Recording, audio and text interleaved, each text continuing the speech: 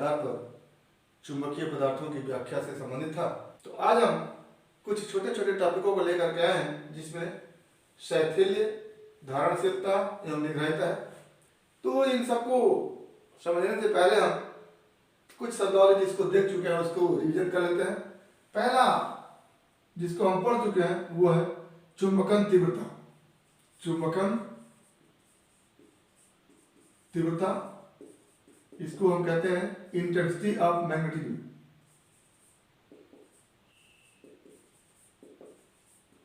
Magnetism. दूसरा इसी तरह से पढ़े हम चुंबकीय तीव्रता।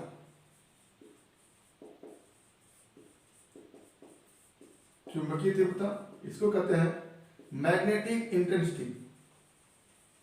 Magnetic intensity. और एक तथ्य को हम और पढ़े जिसको कहते हैं चुंबकीय सुग्राहिता। चुंबकीय सुग्राहिता। Magnetic susceptibility.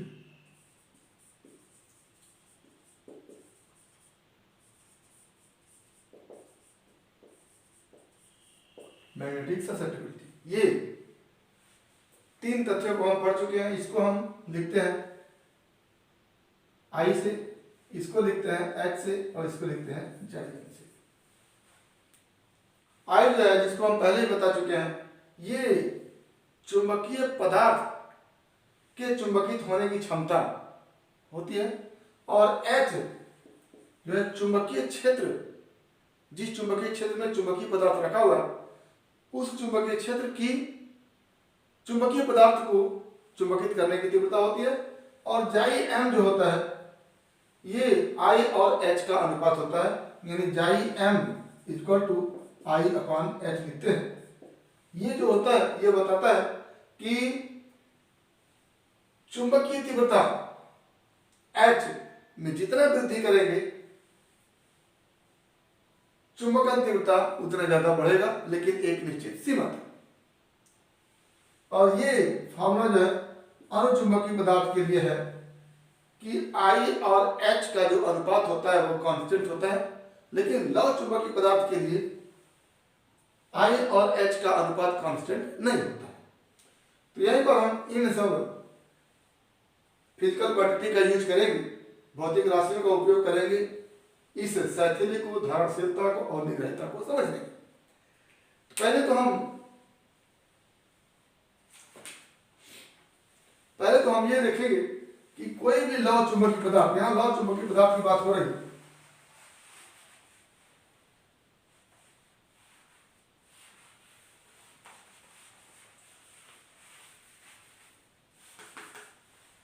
कोई भी लव चुंबकीय पदार्थ जब चुंबकीय क्षेत्र में रखा जाता है तो वो चुंबकीय क्षेत्र की दिशा में प्रबल रूप से चुंबकित होता है। यानी लव चुंबकीय पदार्थ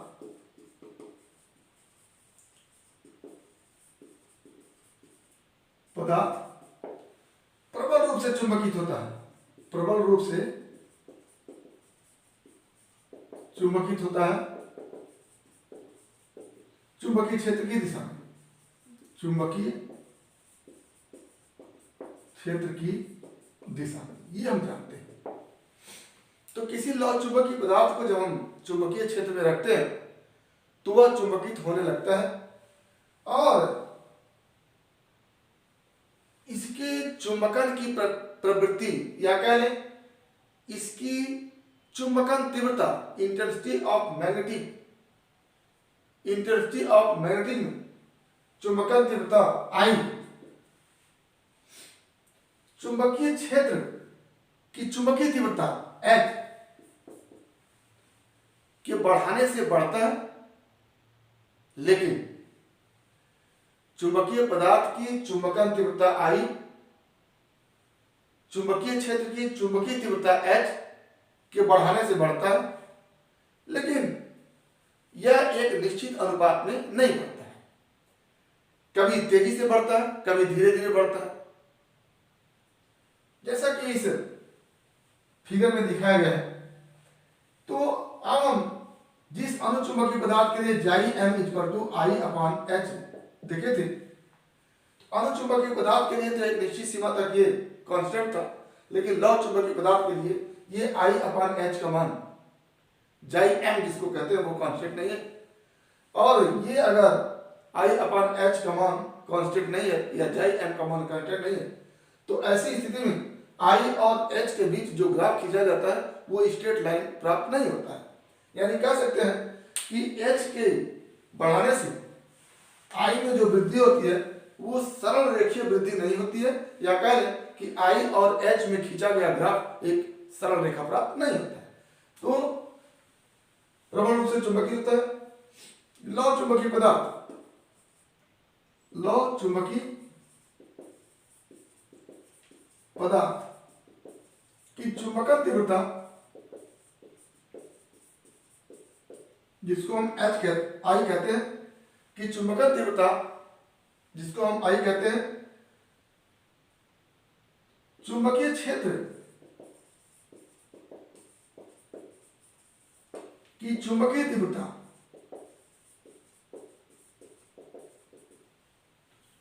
के साथ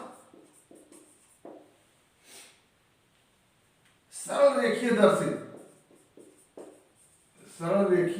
दर से नहीं बढ़ता है। यानी आई बाई एच का जो अनुपात होता है वो जाई एम वो लव चुंबकीय पदार्थ के लिए कांस्टेंट नहीं होता है। अब जैसा कि इस ग्राफ में दिखाया गया है, ये ग्राफ चुंबकीय तीव्रता H और चुंबकन तीव्रता I के बीच खींचा गया है।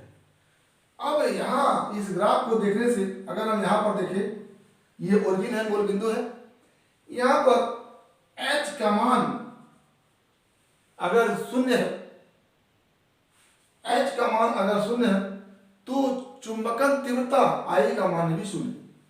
जैसे जैसे हम H का मान बढ़ाते जाते हैं, ये ग्राफ बता रहा है, ओ ए ग्राफ बता रहा है कि H के मान में वृद्धि के साथ साथ I के मान में वृद्धि होती जाती है। तो इस तरह से वृद्धि होती है, जैसा कि आप देख पा रहे हैं कि O से A तक जो IH ग्राफ है, IH वक्र है, वो सरल रेखा नहीं प्राप्त हो रहा है। तो सरल रेखा नहीं प्राप्त हो रहा, जैसे जैसे O से A की तरफ जाते हैं हम इन बिंदुओं तक, तो I का मान तेजी के साथ बढ़ता है, धीरे धीरे I का मान घटने लगता है, और जब हम इस बिंदु A पर पहुंचते हैं,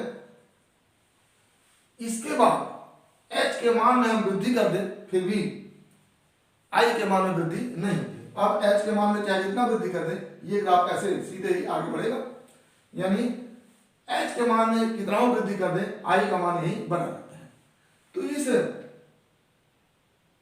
पॉइंट A को मैग्नेटिक सैचुरेशन पॉइंट कहते हैं। मैग्नेटिक सैचुरेशन पॉइंट यानी संतृप्ति की अवस्था। जैसे चुंबकीय लव चुंबकीय पदार्थ को चुंबकीय क्षेत्र में रख देते हैं और चुंबकीय तीव्रता के मान को बढ़ाते जाते हैं, तो उसकी चुंबकन तीव्रता, उसके चुंबकित होने की क्षमता बढ़ती जाती है। लेकिन H के एक निश्चित मान पर, चुंबकीय तीव्रता के एक निश्चित मान पर चुंबकन तीव्रता I जो होती है वो कांस्टेंट हो जाती है। और इसी स्थिति को हम कहते हैं सैचुरेशन मैग्नेटिज्म या मैग्नेटिक सैचुरेशन, चुंबकीय संतृप्त अवस्था कहते हैं। अब यहां से जब हम H के मान को घटाना शुरू करते हैं, कहते हैं कि चलो चुंबकीय तीव्रता में वृद्धि कर लिया और चुंबकन तीव्रता में वृद्धि हुई। अब चुंबकीय तीव्रता में वृद्धि करने पर चुंबकन तीव्रता में वृद्धि नहीं होती है। तो इस सैचुरेशन पॉइंट A पर पहुंचने के बाद हम चुंबकीय तीव्रता के मान को कम करने लगते हैं। अब जब कम करते हैं तो H का मान धीरे धीरे कम होता है, और कम होने पर I का मान उस दर से कम नहीं होता है जिस दर से बढ़ा हुआ था। यानी ये जो ग्राफ OA प्राप्त हुआ है 0 से H तक पहुंचने में, या 0 से अधिकतम चुंबकीय तीव्रता तक पहुंचने में जो हमारा OA ग्राफ प्राप्त हुआ है, अब अधिकतम चुंबकीय तीव्रता को हम शून्य स्थिति में लाना चाह रहे हैं। तो जब हम शून्य स्थिति में ला रहे हैं तो चुंबकीय तीव्रता के कम होने पर चुंबकन तीव्रता का मान कम तो हो रहा है, लेकिन उस दर से कम नहीं हो रहा जिस दर से बढ़ा था। यानी ये ग्राफ OA ग्राफ रिवर्स जब हम करते हैं, H के मान को कम कर लेते हैं, तो A से O की तरफ ना आकर के पहले A से B की तरफ जाता है। यानी यदि चुंबकीय तीव्रता H के मान में कमी करते हैं तो चुंबकन तीव्रता I के मान में कमी तो होती है, लेकिन उस दर से कमी नहीं होती है जिस दर से वृद्धि हुई होती है। अब हम चुंबकीय तीव्रता H को यहाँ शून्य कर देते हैं वापस में, वापसी स्थिति में चुंबकीय तीव्रता को धीरे धीरे कम करते हुए शून्य कर देते हैं, लेकिन चुंबकन तीव्रता I का मान, चुंबकन तीव्रता I का मान शून्य नहीं होता है। ये हमारा रिवर्स होता हुआ ग्राफ है। अगर हम H का मान यहाँ 0 कर दिए तो I का मान भी क्या होना चाहिए, 0 होना चाहिए, लेकिन I का मान H के मान के 0 होने के बावजूद भी ये इतना बचा हुआ है OB के बराबर, उसमें चुंबकन प्रवृत्ति लौ चुंबकीय पदार्थ में बची हुई है। इस OB के मान को, जो H के मान के शून्य होने के बावजूद भी चुंबकीय पदार्थ में चुंबकन तीव्रता बची हुई है, उसी को हम क्या कहते हैं, धारणशीलता या अवशिष्ट चुंबकत्व कहते हैं। अब H के मान को शून्य करने के बाद भी I का मान जो बचा हुआ है, H के मान को हम निगेटिव दिशा में करते हैं, यानी H के मान को चुंबकीय तीव्रता के मान को ऋणात्मक करते हैं, या कह लें कि चुंबकीय क्षेत्र की दिशा को बदल दे सकते हैं। तो चुंबकीय क्षेत्र की दिशा में परिवर्तन करते हैं, ऋणात्मक करते हैं, तो H के मान को यहाँ तक बिंदु C तक लाने में I का मान क्या होता है, 0 हो जाता है। यानी चुंबकन तीव्रता को 0 करने के लिए H के मान को ऋणात्मक दिशा में OC के बराबर ले जाना पड़ता है। इसी OC के संगत जो चुंबकीय तीव्रता ऋणात्मक है उसी को हम कहते हैं निग्राहिता या निग्रह बल। तो यहां से अगर धारणशीलता की परिभाषा बनाना चाहे तो हम कहेंगे चुंबकीय तीव्रता के शून्य करने के बाद भी लौ चुंबकीय पदार्थ में जो चुंबकत्व का गुण अवशेष बच जाता है उसी को क्या कहते हैं, धारणशीलता कहते हैं। तो धारणशीलता की परिभाषा क्या बन के आएगी,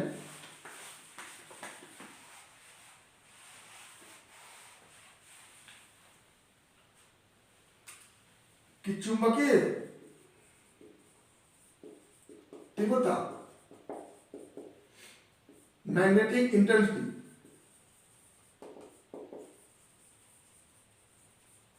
मैग्नेटिक इंटेंसिटी H को शून्य करने के बाद भी लौ चुंबकीय पदार्थ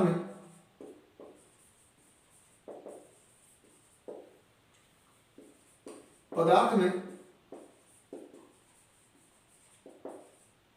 चुंबकत्व का जो गुण अवशेष रह जाता है उसे धारणशीलता या इसी को हम इंग्लिश में रिटेंटिविटी कहते हैं, रिटेंटिविटी कहते हैं,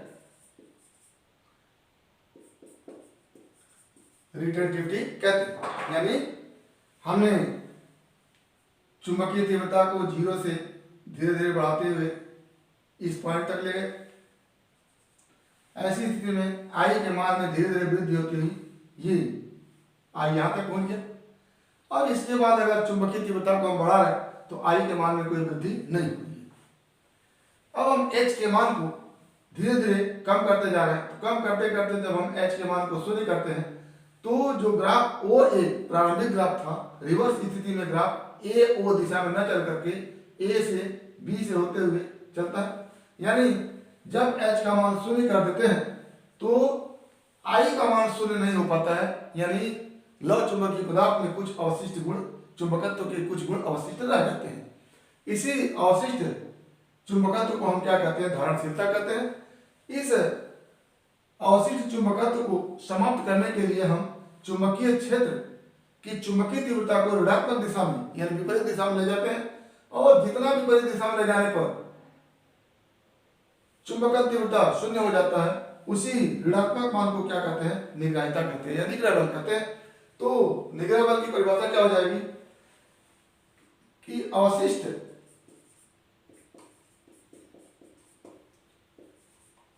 चुंबकत्व या धारणशीलता को समाप्त करने के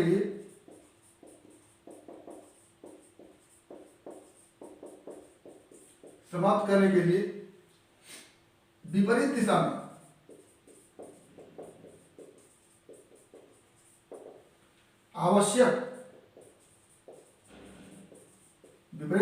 आवश्यक चुंबकीय क्षेत्र, चुंबकीय तीव्रता, आवश्यक चुंबकीय तीव्रता को निग्राहिता या निग्रह बल कहते हैं।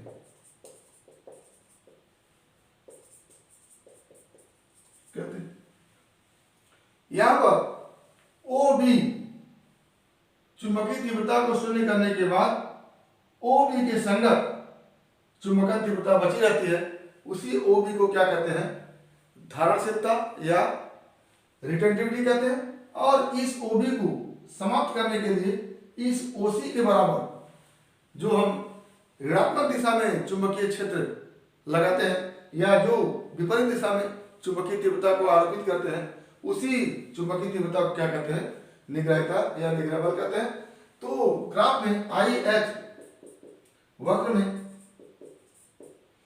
ओ बी क्या है? धारणशीलता है। धारणशीलता को प्रदर्शित करता है तथा ओ सी निग्राहिता या निग्रह बल को प्रदर्शित करता है। यानी H को शून्य कर दिया, अभी भी अवशिष्ट चुंबकत्व तो OB के बराबर बचा हुआ है, तो इस OB को हम क्या कहते हैं? धारणशीलता कहते हैं। इस OB को समाप्त करने के लिए H को निगेटिव दिशा में OC के बराबर लगाना पड़ रहा है, तो इस OC के संगत चुंबकीय तीव्रता जो होती है उसी को हम क्या कहते हैं? निग्रह बल या निग्रहिता कहते हैं। आगे पुनः अब H के मान को विपरीत दिशा में और बढ़ाते हैं।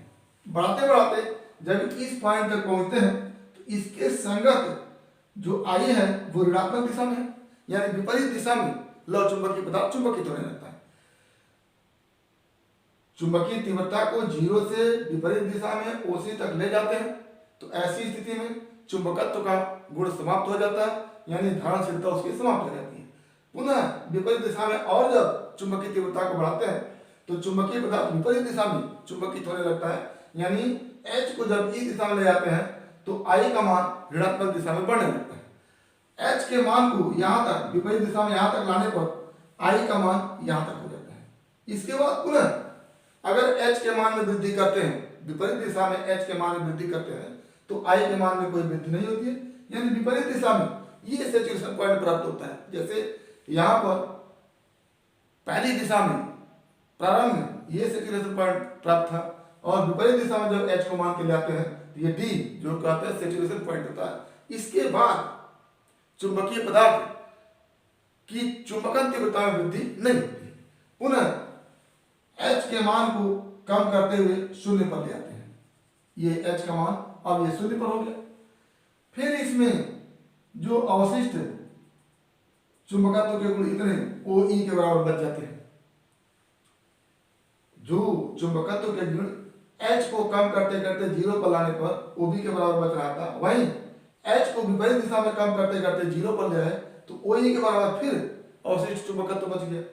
तो एक तरह से देखा जाए तो OB और OE के बराबर जो चुंबकन तीव्रता है लौ चुंबकीय पदार्थ में निरंतर बनी हुई है, तो इस B से लेके E तक के चुंबकन तीव्रता को हम कहते हैं कि इतनी धारणशीलता लौ चुंबकीय पदार्थ में लगातार बनी रहती है और ये अस्थायी चुंबकीय अवस्था है। यानी लौ चुंबकीय पदार्थ जब चुंबकीय क्षेत्र में रख दिया जाता है तो चुंबकीय तीव्रता को 0 करें, अधिकतम करें, रिवर्स दिशा में 0 करें, अधिकतम करें, तो किसी भी स्थिति में इसमें B से लेकर के E तक धारणशीलता बनी रहती है, अवशिष्ट चुंबकत्व बना रहता है और कहा जाता है कि लौह चुंबक एक अस्थायी चुंबक की भांति व्यवहार करने लगता है। आगे जब H के मान को फिर पॉजिटिव दिशा में ले जाते हैं तो H का मान जब O M के बराबर होता है पॉजिटिव दिशा में, फिर धारणशीलता इसकी क्या हो जाती है, समाप्त हो जाती है। आगे पुनः H को ले जाते हैं अधिकतम बिंदु तक, तो पुनः ये बिंदु तक ये क्या हो जाता है, चुंबकित हो जाता है, आगे फिर चुंबकित नहीं होता। तो H के मान को अधिकतम से शून्य किया, शून्य से विपरीत दिशा में अधिकतम किया, फिर विपरीत दिशा में अधिकतम से शून्य किया और शून्य से फिर अधिकतम किया। तो ऐसी स्थिति में H का एक साइकिल हम पूरा करते हैं और IH वक्र एक लूप बनाता है। तो H का मान क्या किए, एक अधिकतम बिंदु से 0 बिंदु तक, विपरीत दिशा में अधिकतम बिंदु तक, फिर 0 बिंदु तक, फिर 0 से अधिकतम बिंदु पर करने पर एक IH लूप प्राप्त होता है। इसी को हम क्या कहते हैं, शैथिल लूप कहते हैं। और आप लगातार देख रहे हैं कि H के मान को 0 करने के बाद I का मान 0 नहीं होना है, यानी जो चुंबकन तीव्रता I है वो चुंबकीय तीव्रता H से लगातार पीछे रह रहा है। H के मान को 0 कर दिया, I का मान 0 नहीं हुआ, फिर I के मान को 0 करने के लिए H के मान को विपरीत दिशा में ले आए, फिर यहाँ से अधिकतम बिंदु से बाद H का मान 0 कर दिया, लेकिन I का मान 0 नहीं हुआ। तो चुंबकन तीव्रता का मान चुंबकीय तीव्रता के साथ साथ 0 न होकर के चुंबकीय तीव्रता के पीछे पीछे चल रही है, पश्चगामी हो रही है। इसी को हम क्या कहते हैं, शैथिल्य कहते हैं, चुंबकीय शैथिल्य। तो शैथिल्य की परिभाषा क्या लिख करके आएगा कि चुंबकीय क्षेत्र की चुंबकीय तीव्रता, चुंबकीय क्षेत्र की चुंबकीय तीव्रता में परिवर्तन के परिणाम स्वरूप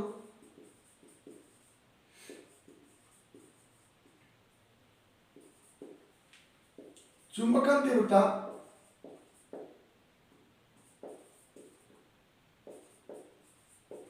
में परिवर्तन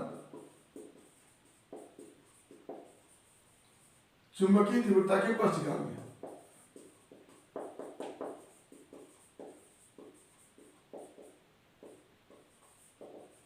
यानी I हमेशा लैग कर रहा है, लैग्स फ्रॉम H। I हमेशा क्या कर रहा है, लैग कर रहा है किससे, H से। इसी को कहते हैं, इसी को चुंबकीय शैथिल्य कहते हैं, इसी को चुंबकीय शैथिल्य कहते हैं। हिस्टैरिसीस, मैग्नेटिक हिस्टैरिसीस, यानी H के मान में लगातार परिवर्तन के बाद I के मान में जो परिवर्तन होता है H के मान में परिवर्तन के साथ साथ ना होकर के उसके पीछे पीछे होता है, उसके पश्चगामी होता है। I लैग करता है हमेशा किससे, H से। तो इसी घटना को क्या कहते हैं, मैग्नेटिक हिस्टैरिसीस या चुंबकीय शैथिल्य कहते हैं। ये हो गया हमारा शैथिल, धारणशीलता और निरहिता। यानी धारणशीलता को आप क्या कहेंगे, H के मान को 0 करने के बाद भी, यानी चुंबकीय तीव्रता को 0 करने के बाद भी चुंबकन तीव्रता का मान 0 नहीं हो पाता है। यानी लौह चुंबकीय पदार्थ में चुंबकत्व के कुछ गुण अवशिष्ट रह जाते हैं। इसी को हम अवशिष्ट चुंबकशीलता या धारणशीलता कहते हैं। चुंबकीय तीव्रता के उस मान को जो चुंबकन तीव्रता को शून्य करने के लिए आवश्यक होता है, उसी को क्या कहते हैं, निग्रह बल या निग्रहिता कहते हैं। आगे शैथिल्य के लिए हमने लिखा कि चुंबकीय क्षेत्र की चुंबकीय तीव्रता में परिवर्तन के साथ साथ चुंबकीय पदार्थ के चुंबकन तीव्रता में परिवर्तन न होकर के वह उसके पश्चगामी होता है। इसी को हम क्या कहते हैं, चुंबकीय शैथिल्य कहते हैं। और I और H के बीच एक बंद लूप प्राप्त हो रहा है जो I के परिवर्तन चक्र को दिखा रहा है।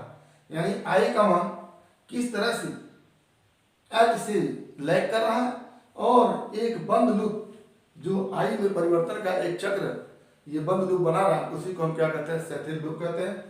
तो शैथिल लूप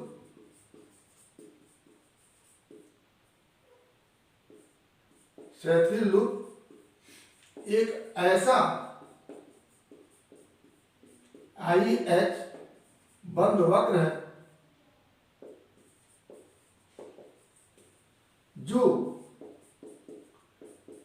के साथ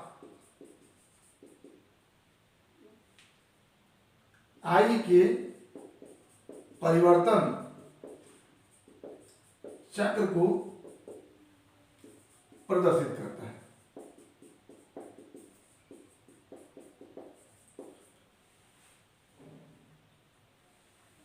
H के साथ I के परिवर्तन चक्र को प्रदर्शित करता है, अर्थात H के अधिकतम मान से शून्य विपरीत दिशा में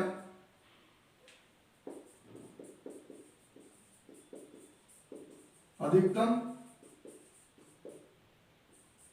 तथा पुनः शून्य से अधिकतम तक परिवर्तित करने में IH का जो बंद वक्र प्राप्त होता है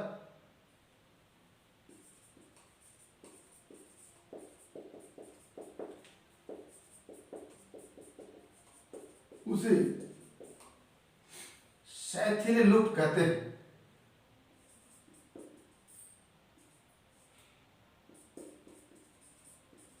शैथिल्य लूप कहते हैं। और इस बंद लूप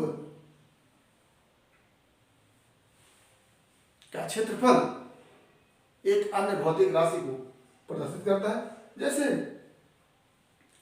हम किसी लौ चुंबकीय पदार्थ को चुंबकीय क्षेत्र में रखें, उसकी चुंबकीय तीव्रता को मैक्सिमम से जीरो करने में उसके पास धारणशीलता बची रहती है, उसको जीरो करने में हमको विपरीत दिशा में चुंबकीय तीव्रता आवश्यक होती है।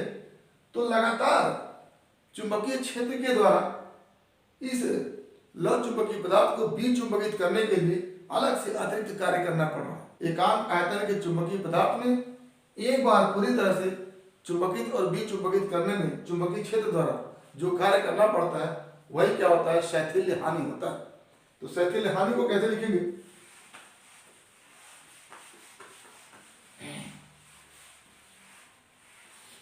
चूंकि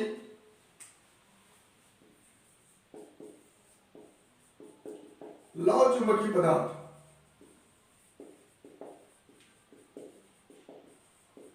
को विचुंबकित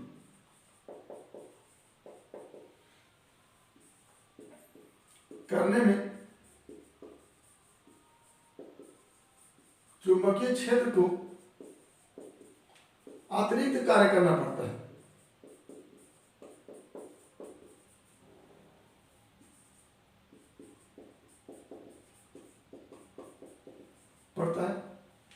प्रति चक्र यानी एक बार चुंबकित एवं विचुंबकित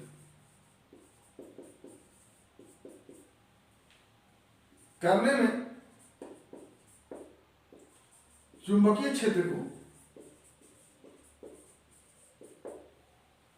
जितना कार्य करना पड़ता है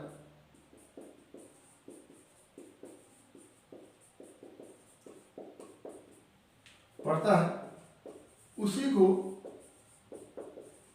शैथिल्य हानि कहते हैं।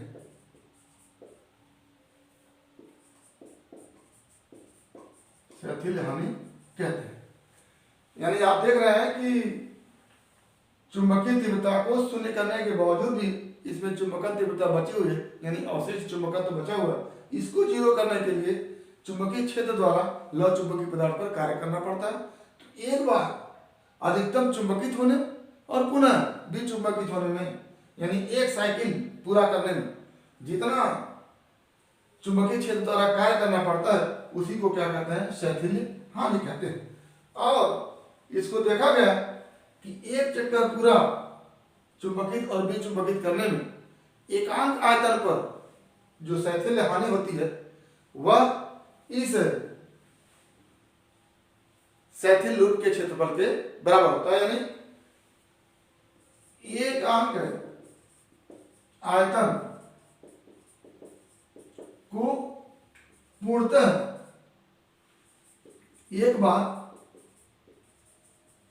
चुंबकित एवं विचुंबकित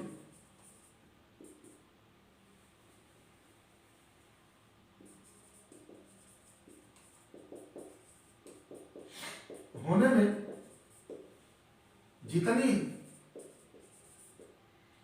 ऊर्जा की हानि होती है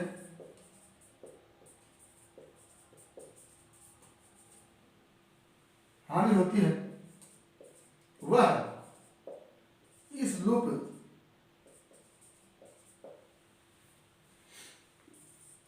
के क्षेत्रफल, इस लूप या शैथिल लूप के, वह शैथिल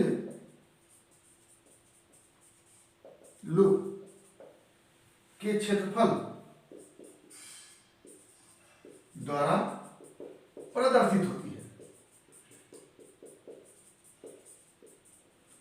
यानी एकांक आयतन पर जो शैथिल्य हानि होती है, लौह चुंबकीय पदार्थ के एकांक आयतन को एक बार चुंबकित एवं विचुंबकित करने में जितनी ऊर्जा की हानि होती है, उस ऊर्जा को इस शैथिल लूप के क्षेत्रफल से प्रदर्शित करते हैं। यानी शैथिल लूप के क्षेत्रफल को देखें क्या होगा, शैथिल लूप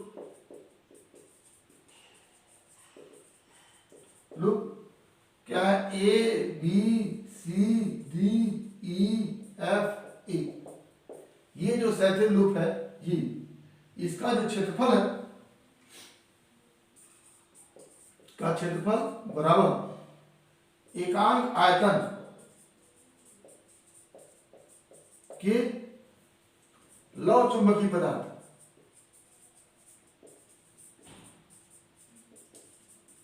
की शैथिल्य हानि।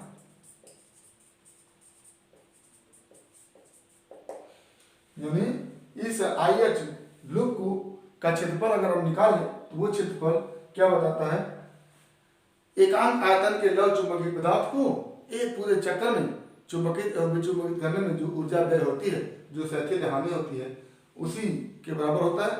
तो ये हमारा हो गया शैथिल्य किसे कहते हैं, यानी चुंबकीय तीव्रता के साथ चुंबकन तीव्रता का जीरो न होना ही शैथिल्य कहलाता है। चुंबकीय तीव्रता के साथ चुंबकन तीव्रता का जीरो न होना ही शैथिल्य कहलाता है।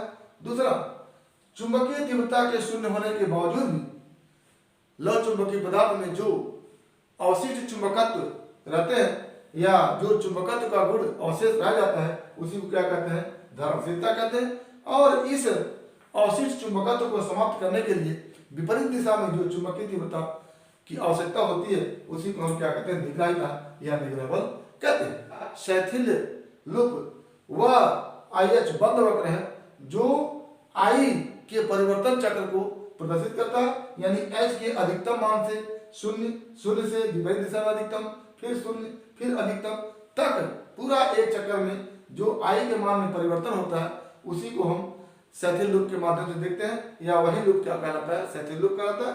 शैथिल्य हानि यानी हर लौह चुंबकीय पदार्थ के चुंबकत्व को समाप्त करने के लिए चुंबकीय क्षेत्र के द्वारा उस पर अलग से कार्य करना पड़ता है, या अलग से चुंबकीय क्षेत्र के द्वारा ऊर्जा व्यय करना पड़ता है। यानी एक पूरे चक्र में एक बार लौह चुंबकीय पदार्थ को चुंबकित करके विचुंबकित करने में चुंबकीय क्षेत्र द्वारा जितना कार्य करना पड़ता है, या चुंबकीय क्षेत्र की जितना ऊर्जा हानि होती है, उसी को शैथिल्य हानि कहते हैं। और एक बार एकांक आयतन के लौह चुंबकीय पदार्थ को एक बार चुंबकित से विचुंबकित करने में जितनी ऊर्जा व्यय होती है, वह इस शैथिल लूप के क्षेत्रफल से प्रदर्शित होता है। तो शैथिल लूप का क्षेत्रफल क्या दिखाता है, एकांक आयतन के लौह चुंबकीय पदार्थ को एक बार चुंबकित से विचुंबकित होने में जितनी ऊर्जा की हानि होती है, ये शैथिल लूप का क्षेत्रफल दिखाता है। शैथिल लूप क्या होता है, शैथिल लूप IH वक्र का एक ऐसा बंद वक्र है जो I के परिवर्तन चक्र को H के साथ दिखाता है। यानी H का मान अधिकतम से शून्य, शून्य से विपरीत दिशा में अधिकतम, पुनः शून्य और शून्य से फिर अधिकतम तक करने में आई में जो परिवर्तन चक्र प्राप्त होता है उसी परिवर्तन चक्र को सेथिल लूप दिखाता है, जो A B C D E F A एक लूप की तरह है। यही लूप आई में परिवर्तन चक्र को दिखाता है। ये हमारे कुछ तथ्य हो गए शैथिल्य, धारणशीलता, निग्रहिता, निग्रह बल और शैथिल्य, शैथिल लूप तथा शैथिल्यहान। तो उम्मीद करते हैं कि टॉपिक आपको समझ में आया होगा। इसमें किसी प्रकार की कोई समस्या होगी तो हमारे YouTube चैनल में कमेंट बॉक्स में कमेंट करके अपनी समस्या का समाधान करेंगे। और यदि वीडियो क्लिप पसंद आया तो प्लीज लाइक करेंगे, शेयर करेंगे, साथ ही हमारे YouTube चैनल को सब्सक्राइब करेंगे ताकि इस तरह के तथ्य का नोटिफिकेशन आपको मिलता है। तो आज बस इतना ही। अगला टॉपिक अगले वीडियो क्लिप में। एक बार फिर आपके भविष्य के लिए बेस्ट ऑफ लक। धन्यवाद।